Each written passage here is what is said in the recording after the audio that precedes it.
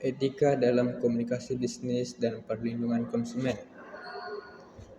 Adapun yang melatar belakangi yaitu di era bisnis yang semakin kompetitif di masa mendatang perusahaan dengan sistem pengolahan yang baik dan memiliki keunggulan sekaligus peluang bertahan lebih lama.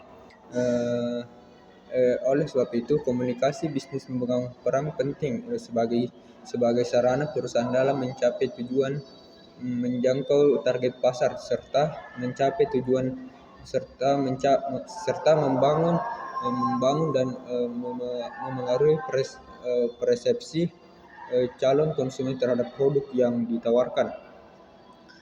Konsep etika dalam komunikasi bisnis.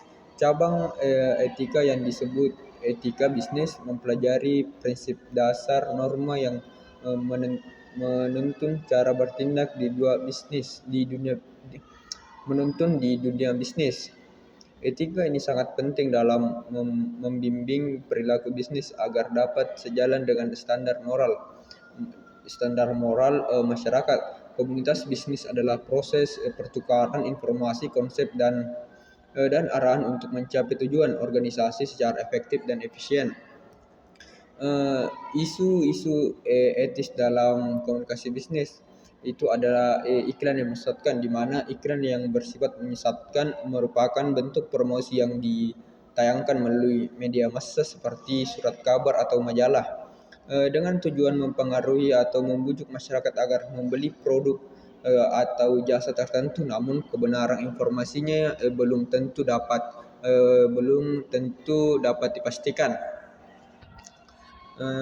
Prinsip perlindungan konsumen dalam perspektif hukum dan etika. Dalam perlindungan konsumen, hak dan kepentingan konsumen dilindungi dalam transaksi ekonomi. Pemahaman ini mencakup upaya agar pelanggan mendapatkan pengetahuan yang memadai untuk melakukan pembelian barang dan jasa tanpa mengambil risiko yang tidak wajar. Hak dan kewajiban konsumen serta pelaku usaha. Sehubungan dengan perlindungan hukum, istilah perlindungan konsumen memiliki elemen hukum. Dalam hal ini, perlindungan konsumen sama dengan perlindungan yang diberikan oleh hukum terhadap hak-hak konsumsi, karena objek yang mendapatkan perlindungan tidak hanya memiliki atribut fiksi. Peran regulasi dan lembaga pengawas dalam menjaga etika komunikasi bisnis.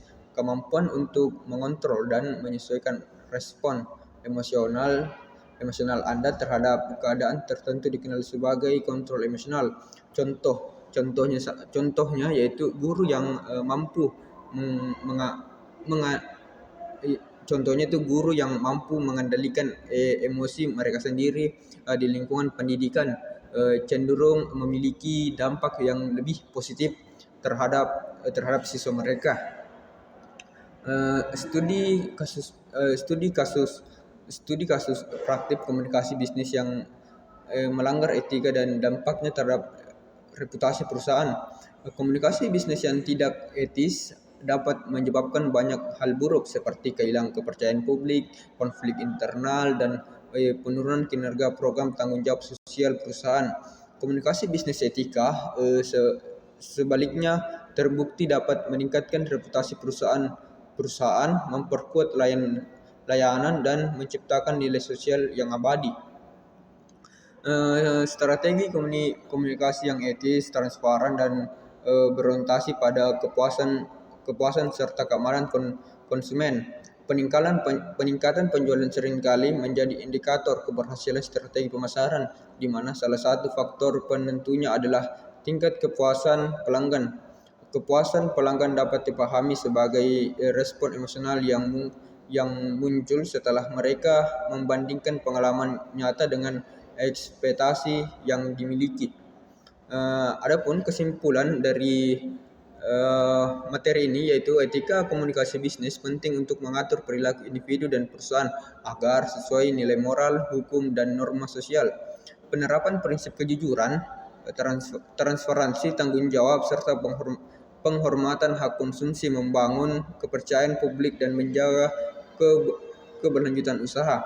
Sebaliknya, praktik tidak etis seperti iklan menyesatkan, pelanggaran privasi dan eksploitasi konsumen merugikan masyarakat serta merusak reputasi perusahaan.